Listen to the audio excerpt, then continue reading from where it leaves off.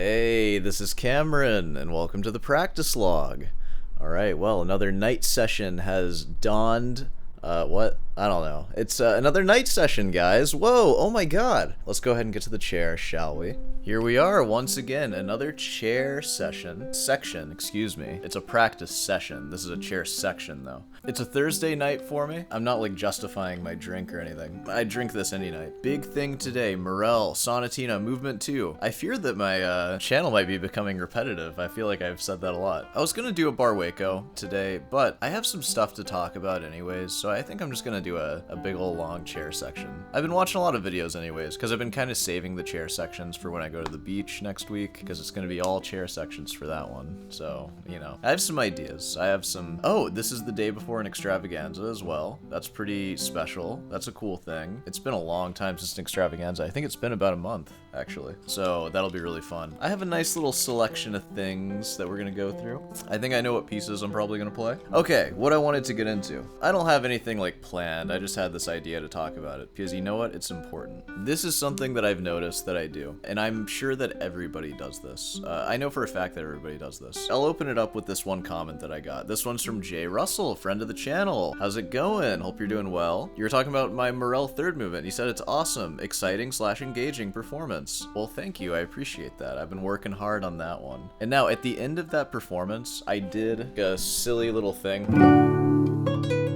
Like something like that. And the reason why I did it is because I didn't actually feel very good about that performance, which is funny because listening back to it, it's the one from log 166. It was actually a pretty solid run through of that. It was probably like one of the better ones I've done, which makes sense because it was also one of the most recent and I've been working on it, but I just didn't feel good about it. So I was just like in this like F it kind of mood. We're just like, whatever. I think it kind of comes from this place of like being disappointed in yourself. So you just throw in something silly or like humorous just to kind of like show that I don't care, when really I do care. And I don't think it's a very good thing to do that. Or whatever you're performing, you should completely own it. I almost feel like it's me trying to like dissociate from that whole thing and just be like, well, I didn't really care anyways because I'm gonna throw in the silly lick at the end. It's a wimpy move. I'll say that. It's a wimpy thing to do. And I think it comes from the same place as when you're performing and you like say like, oh, sorry. Like, oh, I missed it. Oh, I missed something. Just like in the middle of a performance. And you've heard me do that. I did it like recently. That is something you should just absolutely try to work out of your playing. Even when you're practice performing, even when you're doing it in a practice log in front of a camera and it's just you should just absolutely not do that. And doing that and not doing it really separates the pros from the amateurs. So, you know, you want to be pro? Act like one. I watch myself sometimes and I'm like, dude, act like a professional. At least act professional if you're not going to be a professional. I do take all the playing that I do very seriously, which you might not think so at first when you're watching my channel, because I take everything very much not seriously, especially when I'm watching videos or like, mainly watching videos is where I don't take things very seriously. So you think that attitude would maybe bleed into other parts of what I do here. When I'm in that piano bench performing, I really trying to display just what I can do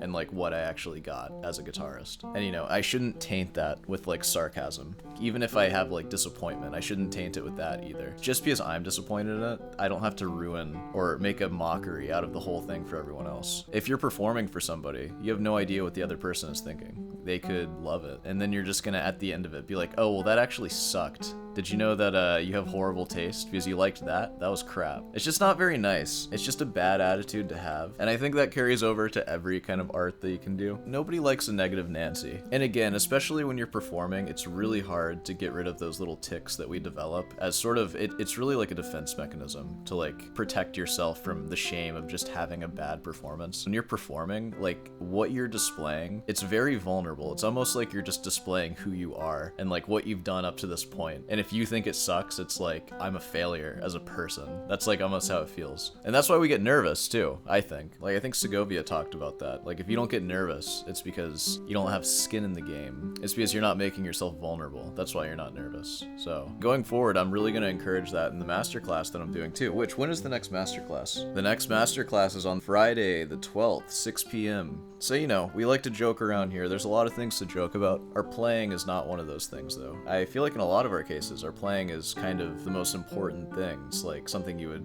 never joke about. So it's disappointing to me when I see videos of myself like just kind of flubbing an ending on purpose or just like talking in the middle of it. It's like, have some pride, man. Like, what are you doing? I'm gonna make a point from here on out to really try to not do that. And I hope that you do too. Hopefully this resonates with you in some way. If you work those things out of your playing, which I have worked them out for the most part, but I just get in these moods. Your playing will be much higher quality, and your performances will feel like performances. You know, you'll take authority that it's like, this is a performance. I am displaying what I can do and who I am. This is how I interpret this piece and kind of how I interpret the world. Here it is. You shouldn't be ashamed of that. Even if you don't display it properly or as well as you wanted to, even if you mess it up, shouldn't tarnish it with your own baggage. I'm giving you a lot of tough love right now, which I'm talking to myself while I'm editing. I'm looking at you editing right now. I know that a lot of you need to hear this too, but I also definitely need to hear it. Pride. Take pride in what you do. The stuff is hard, okay? And it's vulnerable to play how we play. I would say that classical guitar is like one of the most vulnerable ways you can play music. Even more than like solo piano, because,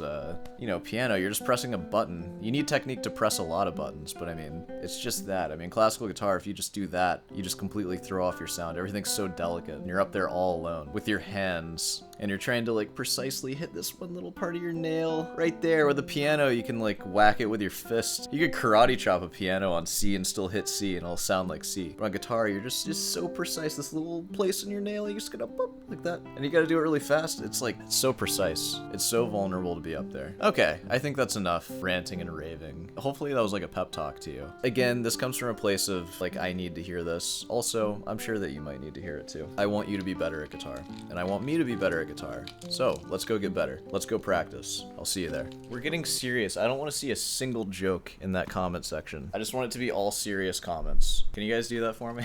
Where's my pillow? Ooh, where's my pillow? Uh-oh. Conspiracy. Where was your pillow on January 6th? Alright, well, I'm gonna get into some Morel, of course. I'm gonna hammer down that second movement, as you might imagine. I think I said that already. I'm gonna start with scales, D major, because Morel's in D. Alright, well, I think we've talked enough for now. I'm gonna practice, and we'll talk more, I'm sure. I will see you on the other side.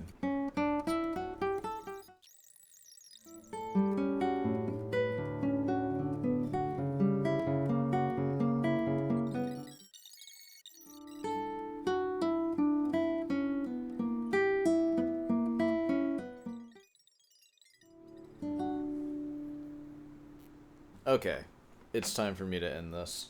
I haven't been going for very long, and it hasn't been that productive. But also, like, I have the extravaganza on my mind, and I'm gonna be going on vacation after this. We're just chilling. Not everyone has to be good. I think yesterday's wasn't good either. It's fine. Come on over here. I know I've been holding out on you.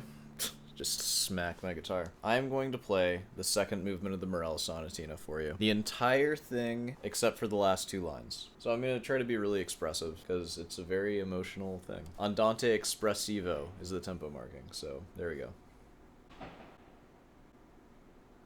When I first moved here, there was a straight up shooting right outside my apartment. I could see the crime scene like from my window. That was terrifying. I don't think that was a gunshot that I heard, but I definitely have heard them before. Sorry to bring the mood down. Here's my piece.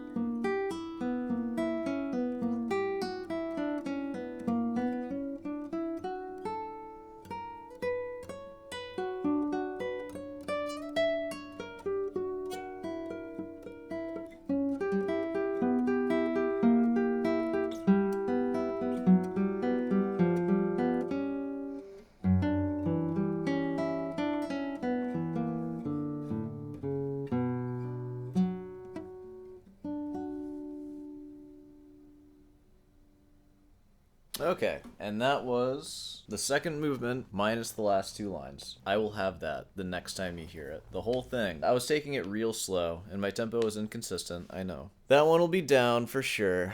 I think it's about time we wrap this thing up, because I talked for a while, I practiced for not as long as I wanted to, but I showed up. And that's what I preach. Show up, just be there, just be there. Alright, let's do it.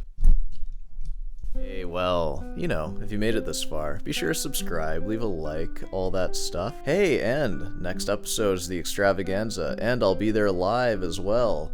So, don't miss that. You can comment on my playing in real time. That'll be cool. I teach guitar as well. Did you know that? I'm also a guitar teacher. So if you want some lessons, feel free to reach out. What else is there? Oh, if you have any questions about anything, feel free to leave them. I'll answer them in the chair like I did today. So, that's a thing that I do. I'm gonna go edit or do something else, and yeah, I'll see you in the extravaganza tomorrow. Whoa!